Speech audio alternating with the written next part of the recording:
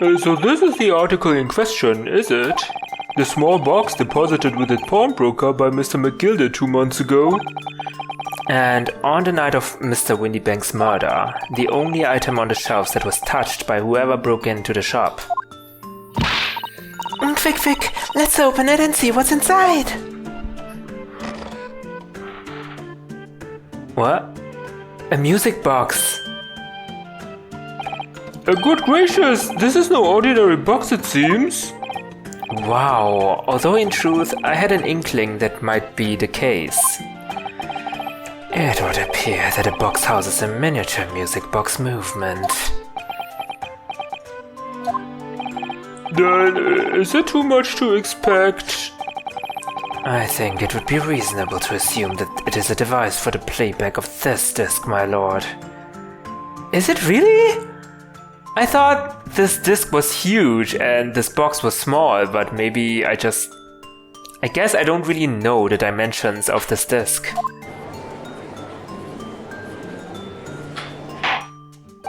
So here we have the means to play back Mr. McGilder's disc deposited at Windybank's at much the same time. Not strictly correct, my lord. It was not McGilder's disc. It was the disc of his victim in the omnibus. But why, for heaven's sake? We do understand that the brickmaker was trying to sell this music box disc to Mr. McGilder.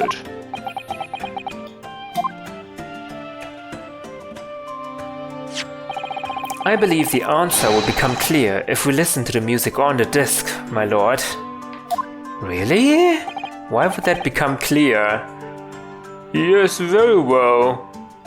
I mean, it's just some tones, right? Let the court now listen to this curious disc at last. Hold it! Wait, my lord! Good grief, what is the meaning of this, Inspector? The music box and the disc are, they're unrelated to the case. I think, yeah, there's something encoded on a music box disc that is government secrets, probably. No need to spoil the somber atmosphere in the courtroom with some silly bit of music. Objection! This disc may very well have motivated the culprit in this case to commit murder. Clearly, there's every chance that it's fundamentally important to understanding what happened.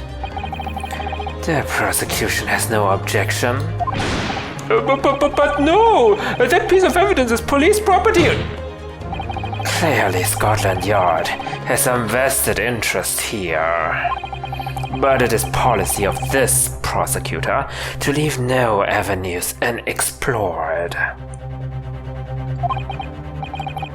And you, Inspector, have no jurisdiction here to prevent that from happening.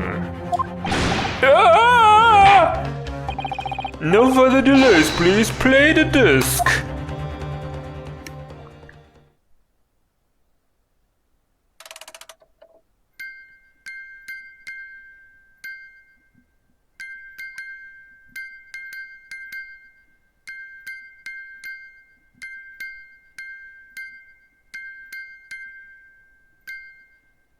Is this Morse code?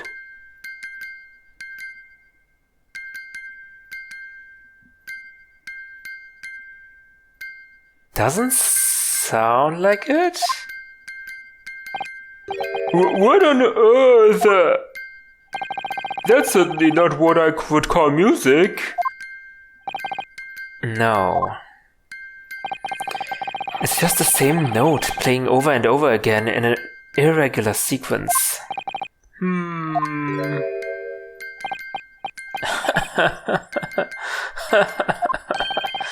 Mr. Graydon?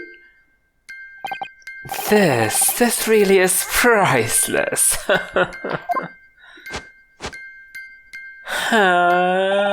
After all that, the music box is broken. Broken? It can't be, can it? Well, obviously.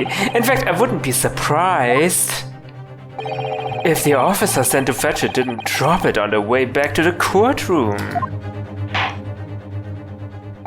Well, with much regret, I feel the court must accept that this music box offers little in the way of clues.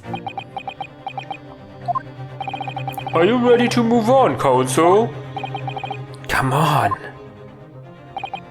Yes, alright, it does sound as though it's completely broken, but is it? Could this music emanating from the music box possibly be a new clue? Yes, of course it's a new clue, otherwise we have no clues left. I believe that it could be relevant, my lord. Good lord, but how can it be? It's an abomination, counsel. No noise. I fail to see how it can have any meaning whatsoever. It does sound strange, I agree, but there's one thing bothering me. While Graydon stands there chortling victoriously, the inspector beside him has a rather telling expression on his face. It's as if Gregson recognizes the sound, as if he's familiar with it somehow. And that's making him appear extremely on edge. If that's the stance of the defense, my Nipponese friend, answer me this. Oh.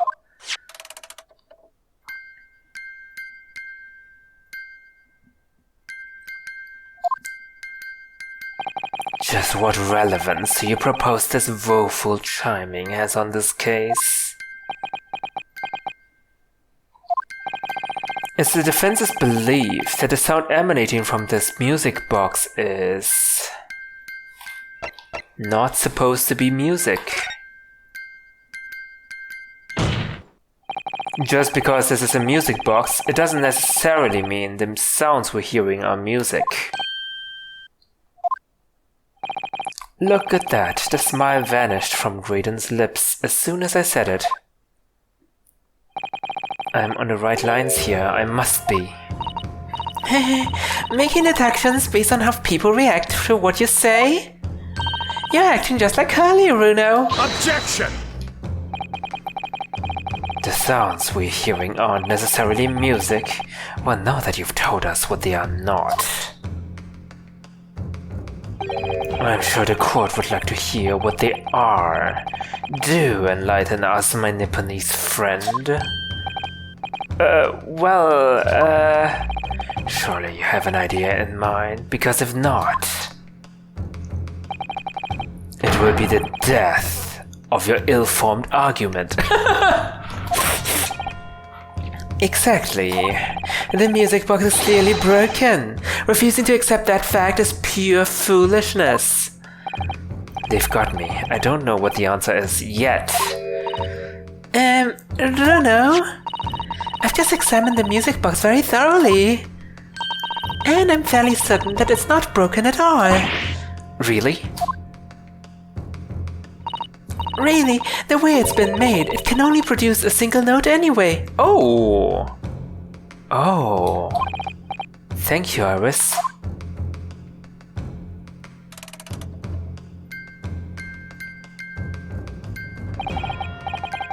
Well, alright, well, if the music box isn't broken, it must mean that the sounds it's producing have some significance that isn't musical. Government secrets! Could it be?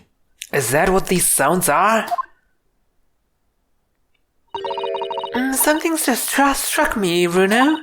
I feel like recently, in the past few hours even, I've heard another sound very much like the one this music box makes. What? Yes, it's a familiar sound. Wait, what? Actually, Iris, I was just thinking exactly the same thing. No, I wasn't. What? I'm going to have to press the defense for an answer. If your assertion is that the sound produced by this box is not in fact music, then what the devil is it, counsel? All the evidence we've seen so far, all the testimony we've heard, it's all pointing to one single answer now. What? The prosecution demands that my learned Nipponese friend presents proof now. tangible proof of this latest wild speculation. Alright then. This could be the best chance I'm going to get to fight back in this trial. And if I'm right, it's going to join all the dots together. The evidence that explains the true nature of the sounds on this music box disc is... Where have we heard this before? I don't really know. I thought this was the government secrets. On a newspaper, right?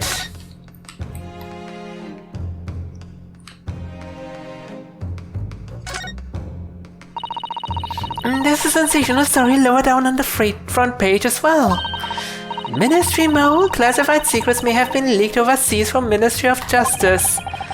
For a 10-year-old, Iris certainly has a finger on the pulse of the world news. It's about secret communications between Great Britain and its allies. Apparently they're being intercepted by hostile nations. Communications are being intercepted? But how would somebody be doing that? That's the question, isn't it? I've come up with 3 different possible methods so far. Are you looking for a new career, Runo? No, of course not. I wonder. Perhaps this is what Lord Strongheart was talking about yesterday.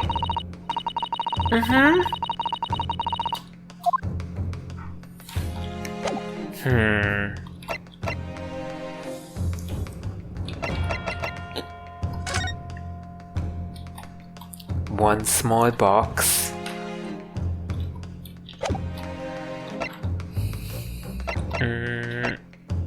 Shall we look at McGilded case notes? Victim found deceased on the last scheduled omnibus. Stab wound to the abdomen. Conviction was assured with 3 eyewitness testimonies. However, a surprise 4th witness's testimony resulted in acquittal. What? This is completely useless, Sato-san! Why did you even give that to me?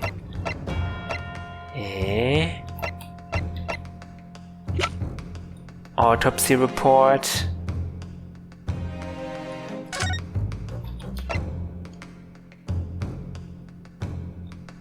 Where have we heard this before? One note? Irregular rhythm? I don't think we've heard this before. Huh? Not sure. Okay, I'm just going to present the newspaper article. Take that! Today's paper, Counsel. The headline is Pawnbroker perishes in Pigpuss plunder, hardly supportive of your cause. No, my lord, I was hoping you'd look a little further down the page. Further down? Ministry Mo, classified secrets may have been leaked overseas from Ministry of Justice. Yes, this is a very serious matter being investigated at the highest level, I understand. I have heard that international transmissions along supposedly secure lines are somehow being intercepted and leaked to various other countries. And presumably those transmissions are in the form of wired telegrams? Oh, the lady who's doing the telegram thing. Ah, I see. Of course.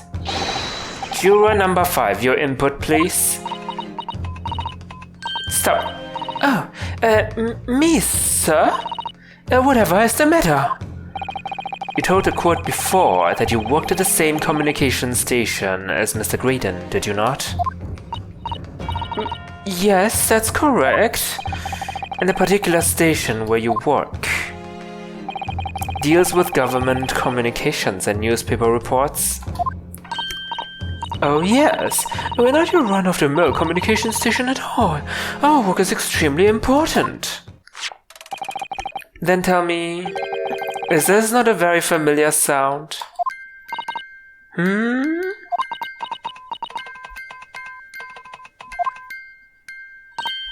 You don't mean to say, is it?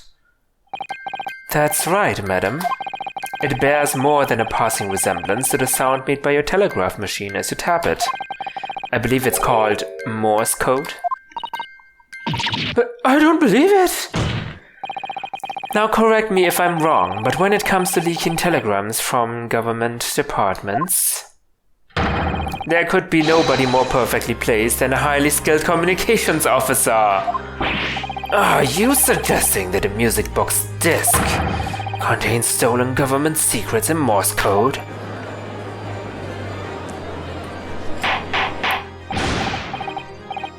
Order! This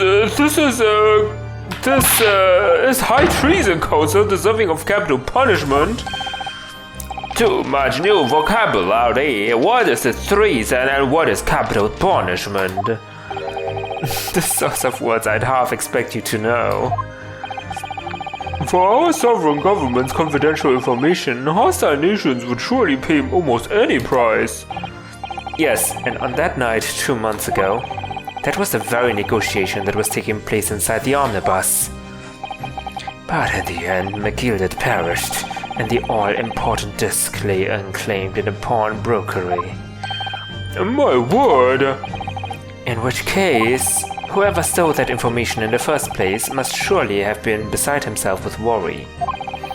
Because if the disc were to be discovered before it found its way out of the country, it will reveal an act of high treason punishable by death.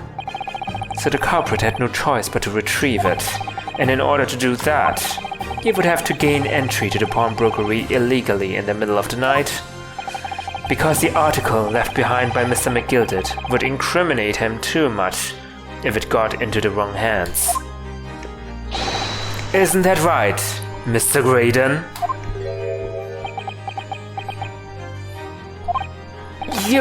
You think I've been stealing government secrets? Preposterous. Absolutely preposterous. So, in response to the defense's accusation, you claim complete innocence, do you? Well, of course I do. I've had to stand here in silence while that pretentious foreign lawyer has been prattling away. Objection! Then by all means, counter the charges, sir. I think this is the wrong trial for that. The prosecution demands the witness to testify in response to the accusations brought by the defense. Delighted, I'm sure. The witness is reminded that the crimes under scrutiny in this trial is the murder of the pawnbroker, Mr. Windybank, that being a most flagitious offense for which the law of this land sanctions a capital punishment. But a heinous act of high treason is no less serious a crime. I urge you to bear that in mind as you testify, Mr. Graydon. So then, let us proceed. You may... What?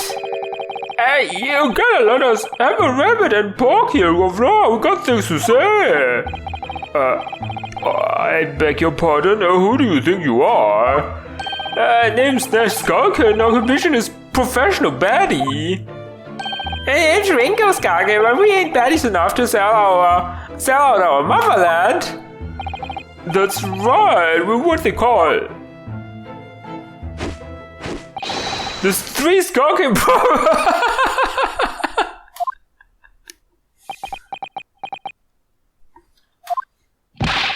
Bad timing, fellas. Very bad timing.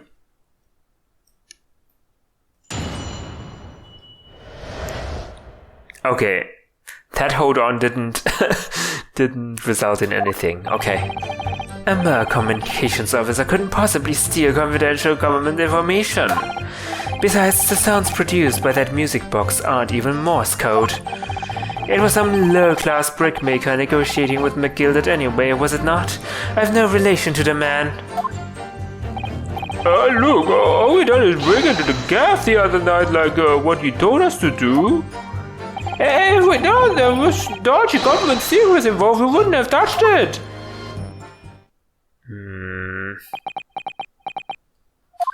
That's a complete 180 to what you testified before. Mr. and Mrs. Skulkin? One, Mr. to Governor, what's up? Do I take it that you now admit to the crime? That on a night in question, you did indeed gain entry to the premises illegally? And moreover, you did so as a party of 3 in collaboration with Mr. Graydon here?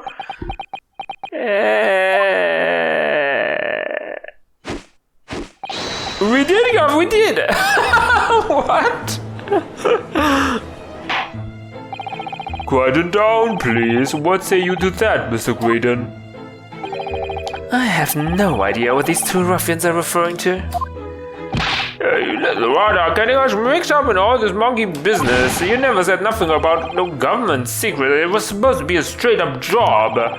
And what about the kid how sharp it was? Hey, poor old bloke didn't have to die, did he? Nice to know who your friends are.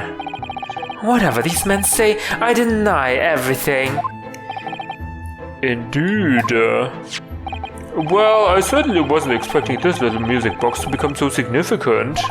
However, as it has, I will admit it into the court record as evidence. Okay. How about we look at that right away?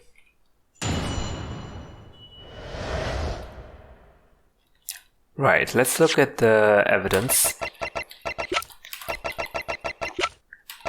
Music box.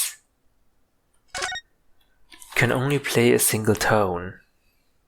That's interesting. What is that?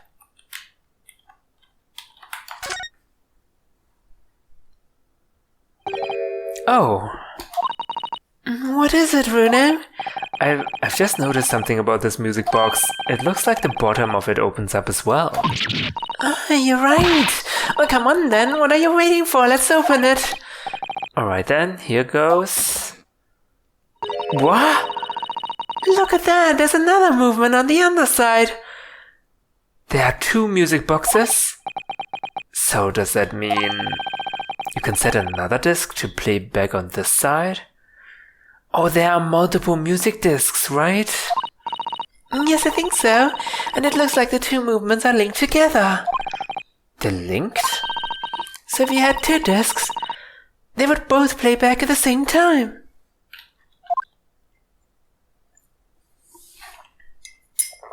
That's very interesting.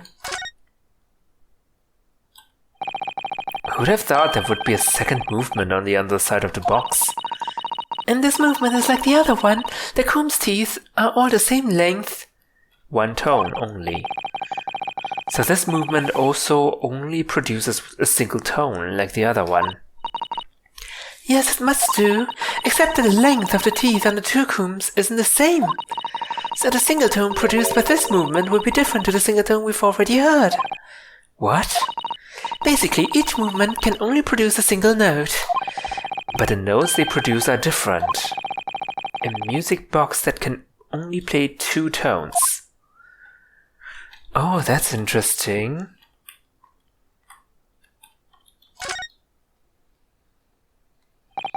This is the mechanism that turns the bumps on the disc into sound, isn't it? Yes, the movement. It's all thanks to the comb with its teeth that are plucked by the passing bumps. Usually the teeth on the comb are different lengths, so that each one produces a different tone. But this comb is very strange. All the teeth are exactly the same length. Well, what does that mean?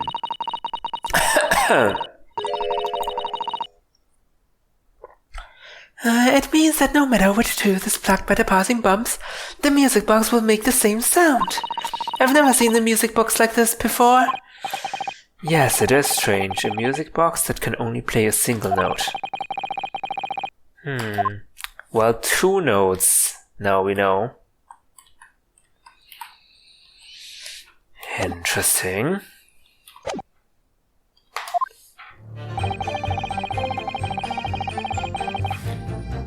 Couldn't possibly steal confident information, sure. Aren't even Morse code, are we sure about that? Hold it! They're not? To anyone with a brain, they would be blatantly apparent on listening to that music box for even a few seconds. Of course, of course. Surely it can't be that my learned friend is unfamiliar with Morse code. Ouch, he looks genuinely shocked at my ignorance. Oh, I would be more than happy to demonstrate the basics for you, sir. a lesson here in court? Morse code is a continuous series of 2 distinct tones. 2 distinct tones? What? Tones, you say? Yes, a short dot and a long dash. Yeah, okay, it's the same tone though, but like different length, yeah? By combining those in different ways, you construct letters. I see. For example, this is an A. And this is B. Fun fact, I actually know Morse code. But when you listen to the sound produced by this music box, you only hear one tone, don't you? I mean, they have different lengths. But I guess you cannot tell apart the pauses between each letter, I guess. But it sounds so similar, the rhythm of it is the same and everything. There's no discernible meaning in this apparently random sequence of sounds. So that's why there are two different tones. Using 2 discs. I see. So your assertion is fundamentally flawed. This is not Morse code. No! I really shouldn't be so surprised. What did I tell you? That music box is nothing but a worthless piece of scrap. Perhaps you might consider studying your subject matter before casting aspersions in future? Stop. Nothing to say but stop. Oh, it's so frustrating, isn't it? Iris? I mean, if the government secrets were somehow being leaked using the music box, so many other things would slot into place so nicely. Yeah. Yeah. Could there still be something I haven't considered? Would it really be impossible to use this music box somehow?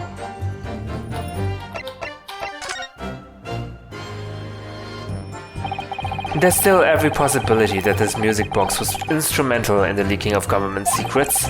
That's the belief of the defense, at least. Objection! Does it please you in some way, my Nipponese friend, to repeat the same line of argument ad infinitum? It already has been established that to be Morse code, 2 tones are required, dots and dashes. Yes, I'm well aware of that. Then what? Well, it will appear the defense has a hypothesis to put forward. You had better present your idea at once, counsel. How do you propose that this music box, which appears to produce only a single tone, could have been used to cipher secret messages into Morse code? Okay, let's open this up. Yep. Yeah, we've read this.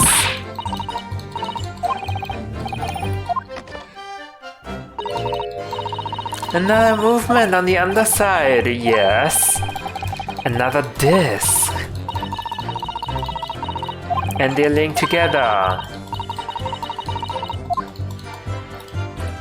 Okay, let's present this. Got it! Good gracious, what am I looking at here? Another movement on the underside of the music box? What? It appears, my lord, that the 2 movements are linked together. In other words, you can put 2 discs in this music box, and the sounds of both will play back at the same time. Good heavens! As the court has heard, Morse code comprises of 2 tones, a short dot and a long dash. With a second disc in place, this music box could be used to generate Morse code and convey a message.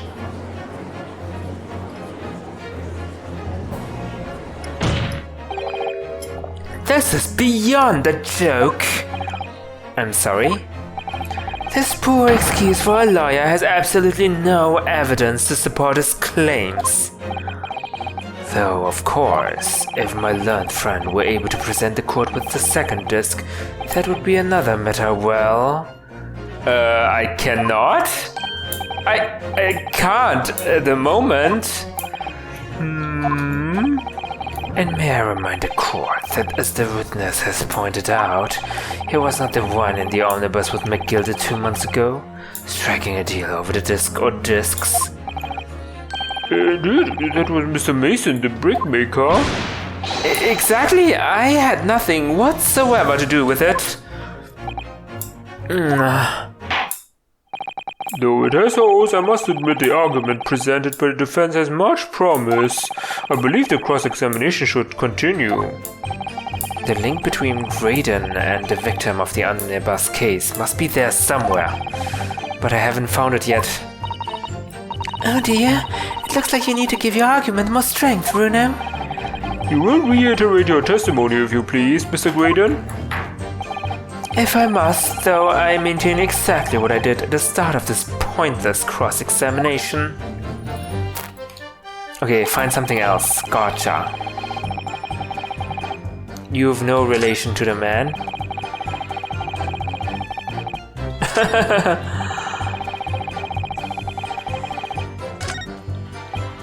Let's press him on his relation. Hold it! So 2 months ago, in that omnibus, McGilded killed the brickmaker and sold the disc. Mr. Mason was a single man with almost nothing to his name. It seems he lived in an artisan quarter some years ago, but people there remember little about him. That doesn't make much sense though, does it? How would a humble brickmaker come to acquire secret government information? How indeed? There must have been somebody else involved behind the scenes in all of this. Somebody who acquired the disc and gave it to Mr. Mason, in order to take it to the meeting with McGilded and negotiate a deal. Dear me. You may have it in for me, sir, but I assure you, I have far more class than that. An old brickmaker from an artisan quarter, and this well-to-do communications officer. If only I could find some evidence to link the two of them together.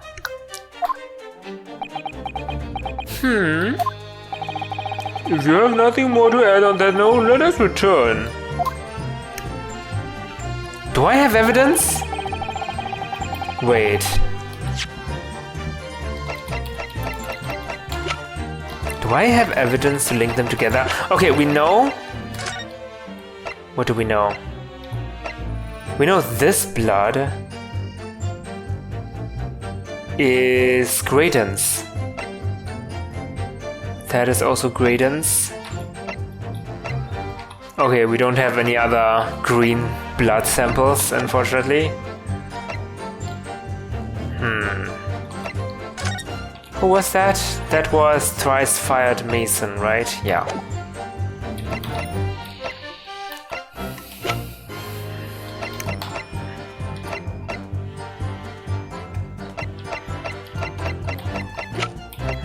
We need to press. Maybe on the Skulkin brothers. Hold it! Like Mr. Graydon told you to do, you mean? That's it, yeah. Who else, eh? Silly me thought it was just popping over for Annette after all the years, but Rhonda had a dodgy job for us. Hey, Ash? Ash! Let me stop you there, Mr. Skulkin. After all them years, you say? Do you mean to tell me that Mr. Graydon is an acquaintance of yours? Oh, a distinguishable kind of baddies, you know. Sure, let's say Graydon's an old China. An old China? And he's reminiscing in old memories, I suppose. Excuse me! Is something wrong, Mr. Skulkin? Eh? No, the other Mr. Skulkin. What? Oh, me? When your brother was testifying just now, he said something that seemed to cause you to react. Oh, I was just remembering the old days, that's all.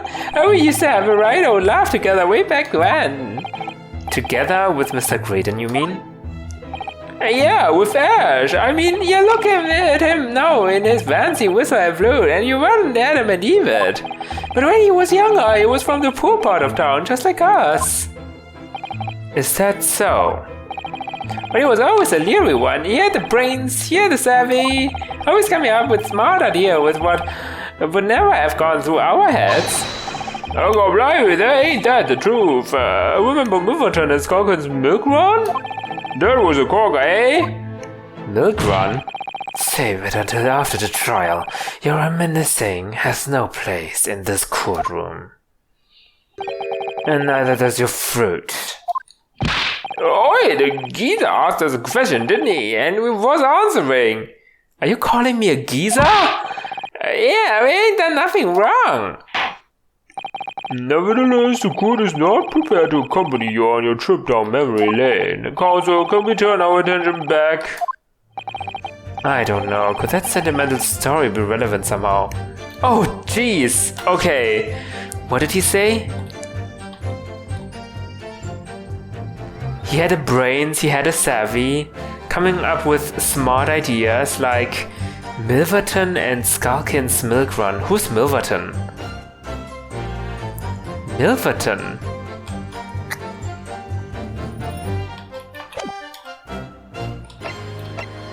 Let's add it. Why not? I won't get penalized for that, right? My lord. Yes, counsel? The brother's last sentimental statement could hold vital information relating to this case. Very well, counsel. I will permit the brothers to supplement the testimony with that detail. Briefly, I hasten to add. Say no more! Skulkin never skulkin! Milverton's and Skulkin's milk run. Does this have anything to do with the brickmaker? In the artisan district.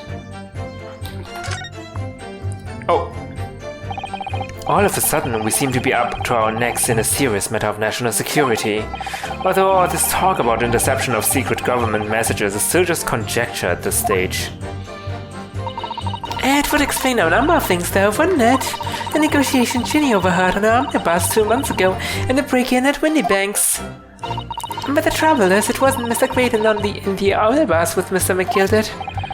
No, that was Mr. Mason, the brickmaker who was so horribly murdered. If only there was some link between the two men, somehow. I know, but Mr. Graydon's testimony seems to be as watertight as ever. I wonder if the key to us making headway with the cross-examination here could be those two brothers. Yes. Let's press on the Milverton thing. Sorry, Judge, we need to press. Hold it! I'm sure I'm going to regret asking, but what exactly was that? Some kind of business? A little scheme we had going back when we was youngsters. A bit of fun, really. And a little refreshment to the locals, that's what it was all about. That sounds alarmingly legitimate. There must be a catch. I suppose since we're here, I should ask them to elaborate, but on what? The business name, who was Milverton? So this business was just a bit of fun, you say? And it was just yourselves and Mr. Graydon involved? Yeah, that's it. Milverton and Skulkin's milk run, was it? Yeah, that's it. And where did the Milverton part come from? Oh, right, I thought the clever clocks like you'd have worked out already. Enough of this. How much longer are we expected to listen to this drivel? Let me guess, you don't accept anything these two witnesses are saying? Tell me, why is it that it was only at the mention of the name Milverton that you decided to interject? Because well... It was the Emerson homes that one came from. Yeah, his old man was struggling for money so much his wife walked out on him. Wait, who are we talking about? She looked the name great and then, see? But Ash will always be Milverton to us. Oh, Milverton. So that used to be your surname, did it? Of course not. This is all bunkum. I've been a Graydon since I was born. Do you really think you can rely on the testimony of these two thieves, You're a communications officer attached to the civil service. As such, your personal details will have been thoroughly checked at the time of your appointment. It would be a very simple matter indeed to subpoena those records, Mr. Graydon. Well, it would appear that Mr. and Mrs. Skulkin's testimony has been reliable for once. You were born Ashley Milverton then? Is that correct? And why did you lie? Very well, yes. So Ashley Graydon was once an Ashley Milverton. That information could change things and could turn out to be extremely important. Really? But I mean, the brickmaker was called Mason, right? One was once Milverton years ago, childhood friend of the Skulkin brothers. Okay.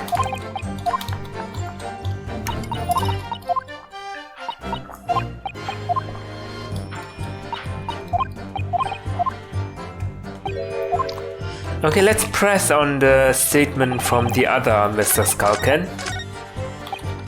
From Ringo. Hold it! So did you know nothing about this music box? We didn't know nothing. We still don't know nothing. And we ain't planning to knowing nothing about it neither. But 2 nights ago, you did indeed break into Windy Bank's pawnbrokery, didn't you? In your original testimony, you said that the door of the shop was ajar and that it was like some kind of a sign begging you to go in. But the truth is, you were planning to break into Windy Banks all along, weren't you? We were, yeah, right there.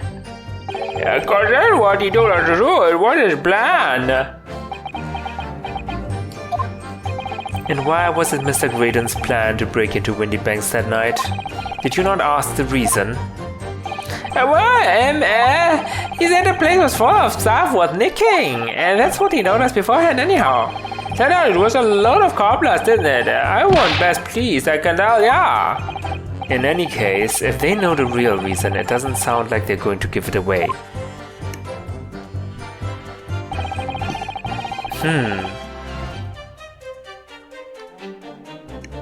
So there's nothing here. There's nothing here. Okay, let's see again. Case notes. Wait, Mason's last name is Milverton?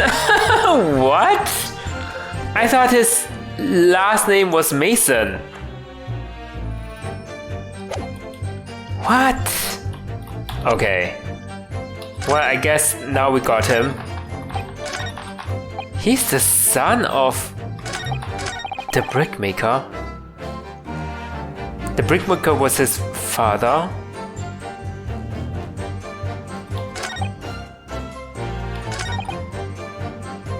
You have no relation.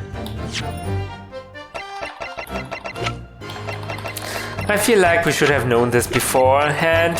Like, we should have gone through the records ourselves and find that out. Objection! Mr. Ashley Milverton? Tell me, why did you try to hide your former name from the court? Because I haven't gone by that name for years. It means nothing to me. No, I don't think that's the real explanation at all. The truth is, you had a reason to hide that name. Explain yourself, please, counsel. I have here the notes from the omnibus case, my lord. And as we all know, the victim, the man who we now understand to have been negotiating with McGilded. Yes, Mr. Mason, the brickmaker. That's right, only Mason wasn't his surname at all. It was his given name. Really? Why didn't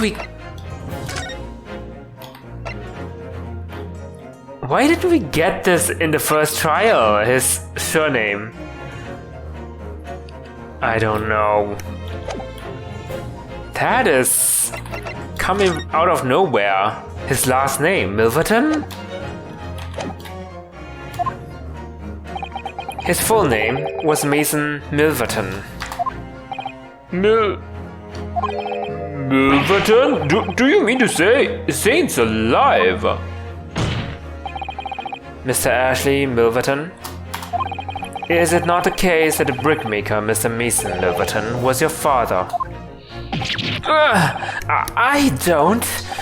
As I believe I mentioned earlier, your family history will have been thoroughly checked when you joined the civil service. And it really would take no time at all for the court to subpoena these records. The truth is, you have been illegally acquiring highly confidential government information and selling it onto McGilded in collaboration with your father.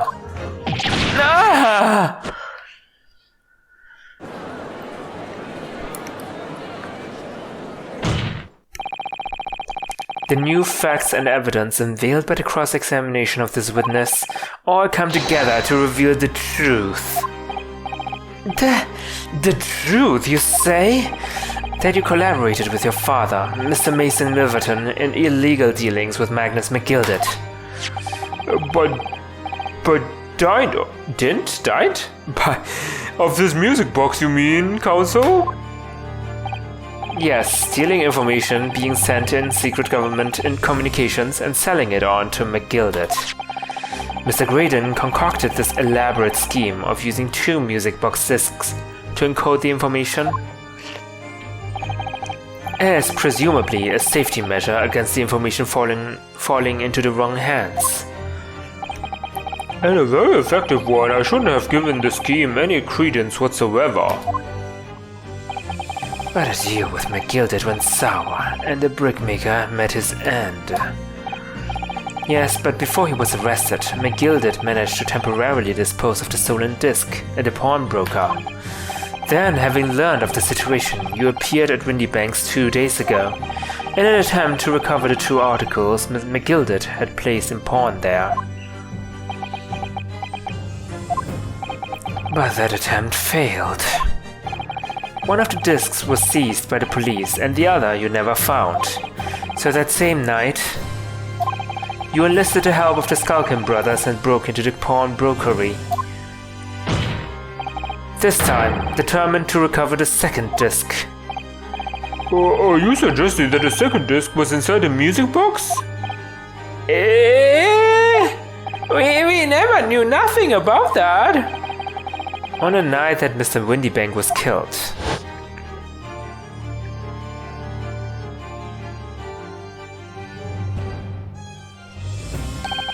The intruder to the pawnbrokery touched one item and one item alone. The music box. It was rather ingeniously demonstrated using the 2 prints from the security camera, indeed. So the question that naturally begs answering is this: why was only that one article disturbed? The answer is obvious, because it contained the second disc, which the intruder was desperate to retrieve. Since, if it were to fall into the hands of the police, it would be proof of high treason. But it wouldn't link the proof back to Mr. Graydon, though. So what if it fell into the hands of the police? Doesn't mean anything, right? Well, until now we have proof that it links to Mr. Graydon. That is such an oversight. Well, Mr. Graydon, do you deny that all of this actually began on that fateful night 2 months ago? I refuse to accept any of this nonsense.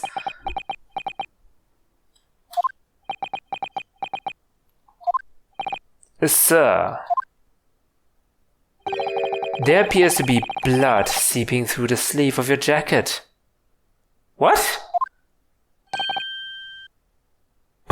What? 2 nights ago, we know that 3 shots were fired at the scene of the crime in Windy Bank's pawnbrokery. 1 took the life of the pawnbroker himself. 1 struck the pouch around Mr. Sholmes' waist. And the final bullet struck the calendar on the wall of the shop, having first pierced the arm of one of the intruders. Mr. Graydon, that wound on your arm that you seem to be trying to hide, it's a bullet wound, isn't it?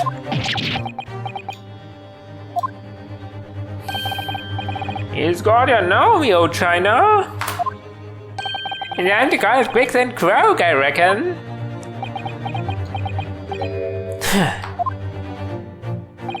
Don't acknowledge my presence there under any circumstances whatsoever.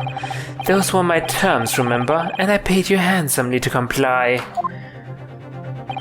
Clearly I was a fool to think I could trust some common backslum thieves. Fine, I admit it. I was there in Windy Banks that night. I paid this pair 10 guineas to accompany me, and as you've noticed, I sustained an injury in the course of my adventures. But that is all. I admit to nothing more. Stealing government secrets, negotiating with Mr. McGilded. As God is my witness, I'm sure I recall nothing of the sort. You can dance pretty well for having a bullet wound on your arm. He's not going to go down without a fight, not until I can show hard evidence, I suppose. Nevertheless, the defense has now established a crucial fact, which is... Well, we know that 1 bullet was fired from each of the 2 firearms we have in evidence. The bullet from the Skulking Brothers' gun hit the pouch around Mr. Sholmes' waist. And the bullet from Mr. Windybank's gun clearly must have been the one that caught Mr. Graydon on the arm. Indeed it must. We can rule out the possibility that the man shot himself. And that leads us to only one conclusion. Mr. Windybank was shot by a 3rd gun, which can only have been fired by the 3rd intruder. Goodness! That's right, Mr. Graydon.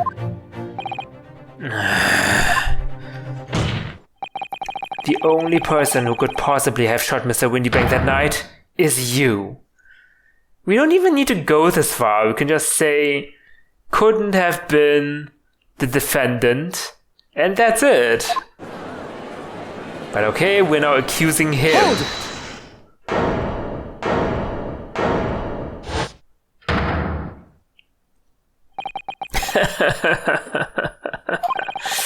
You little upstart. You made a grave mistake when you summoned me here.